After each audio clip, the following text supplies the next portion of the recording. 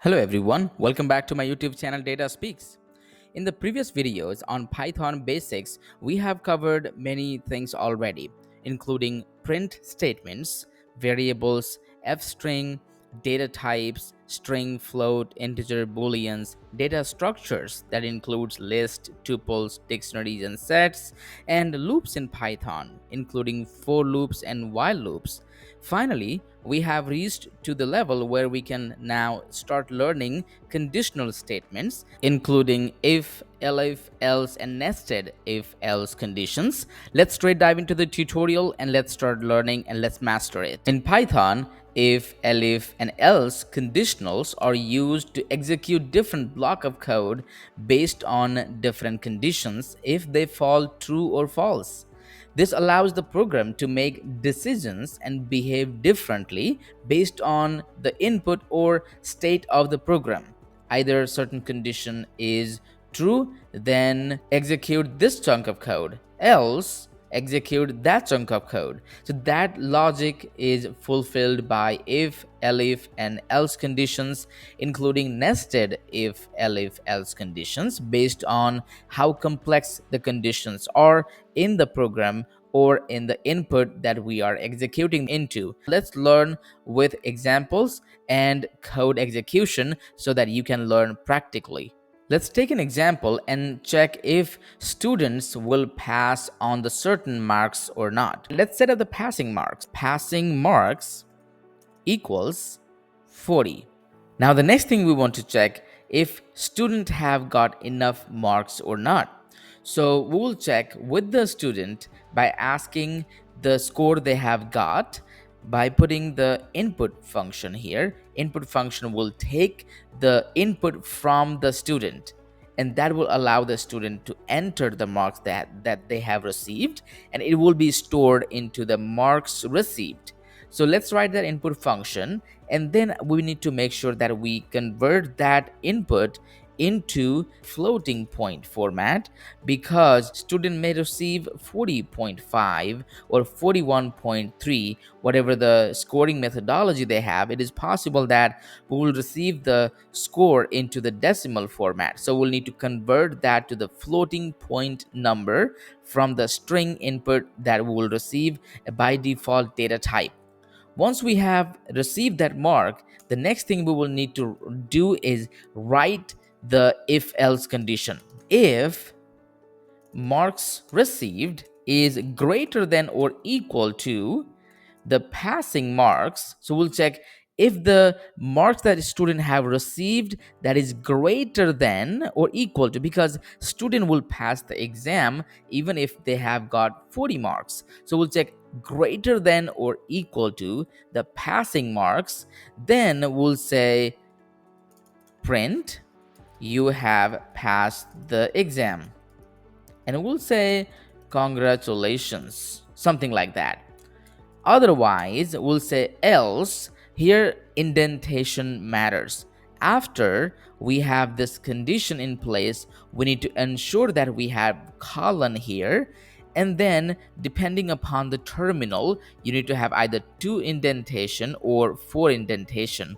Here for me it is 4 indentation. Then I will write the result, what I want to return if the first condition is met.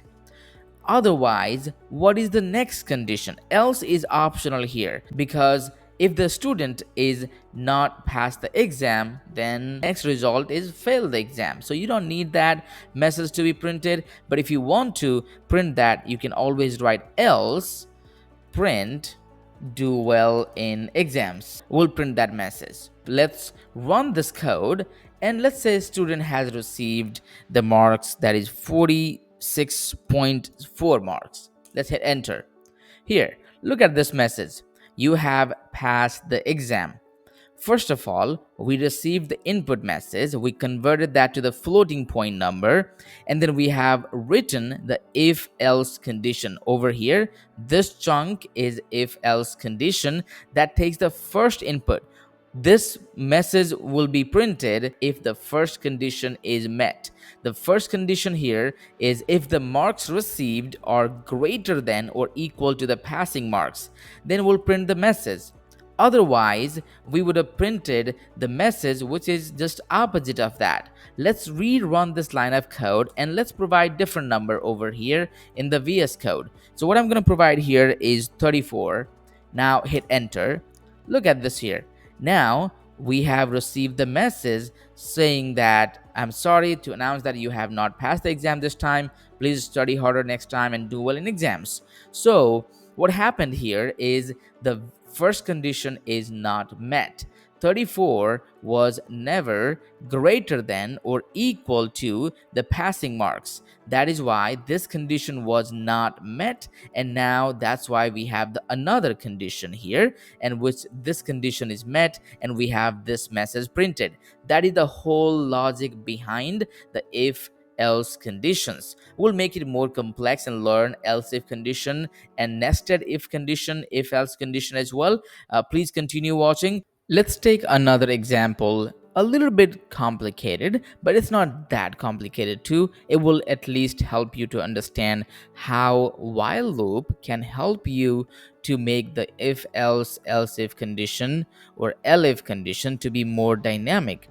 I will call this as a password check. So I will begin with simply a password. Let's say DataSpeaks 2025.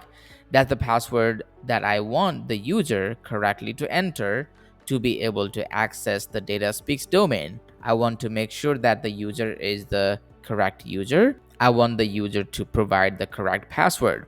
I want to write conditional and loops to ask the user to enter the correct password. I want to have while true. Just that will allow the user to keep entering until the user has correctly provided the password. I will say user input here equals, I will give input, please provide correct password to log in. Then check if the user has correctly entered the password or not.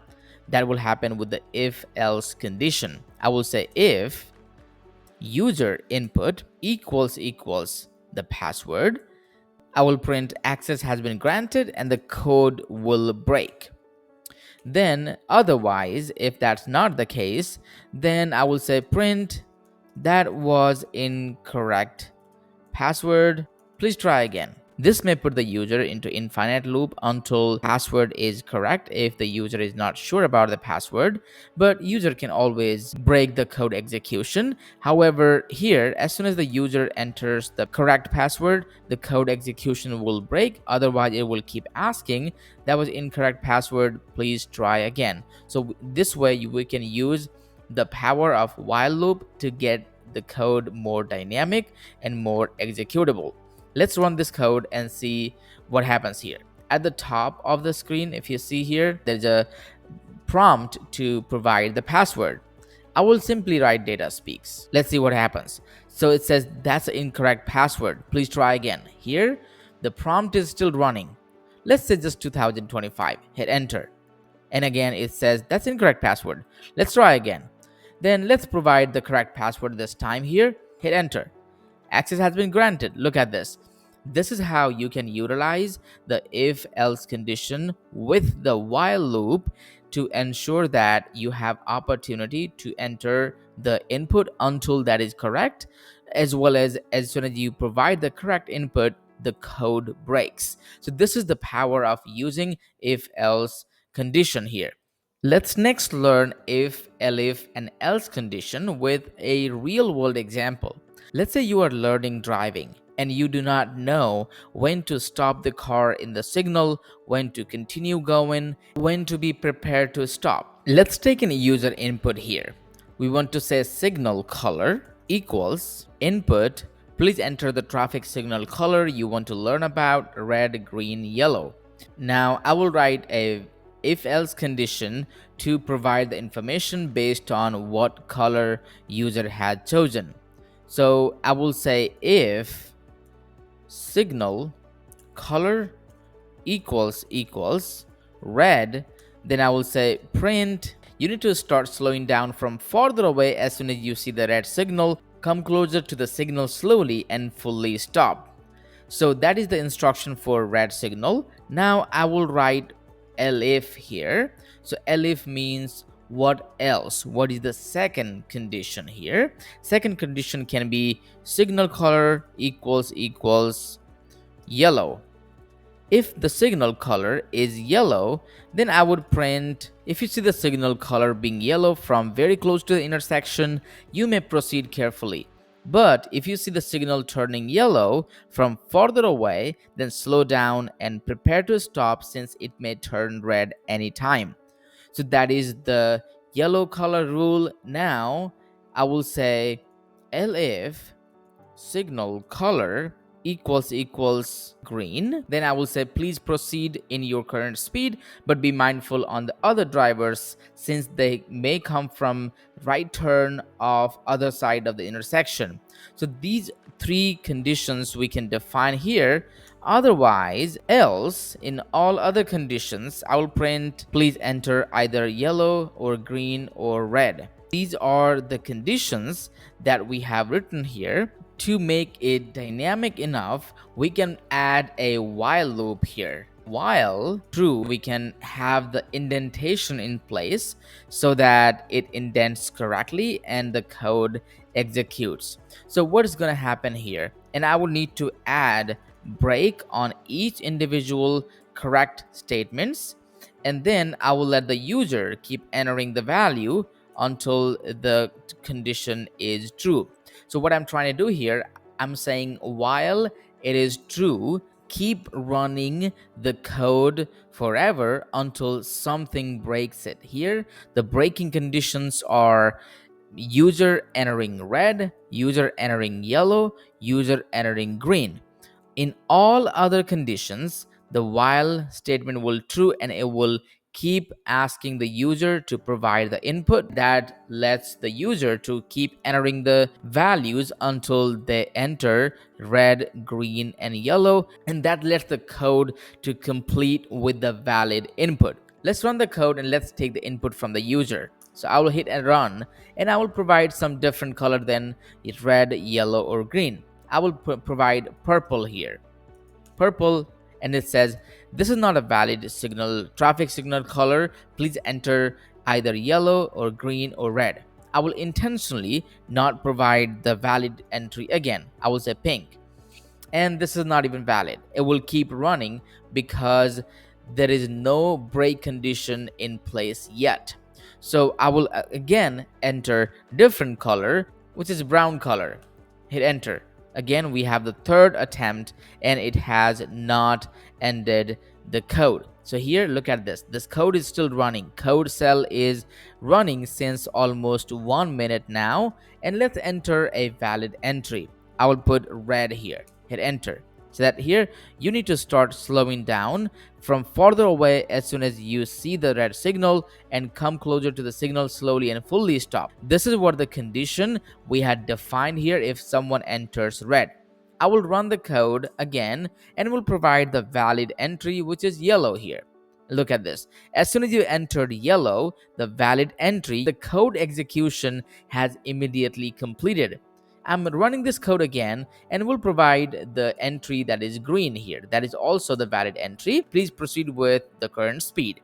So this is how you can utilize if, ELIF, and else condition with the while loop to make your code dynamically executed to accomplish specific tasks if you are using to solve a specific problem. This is a really powerful way of utilizing Python to make your many activities dynamic, powerful, and automated. This is all in this video.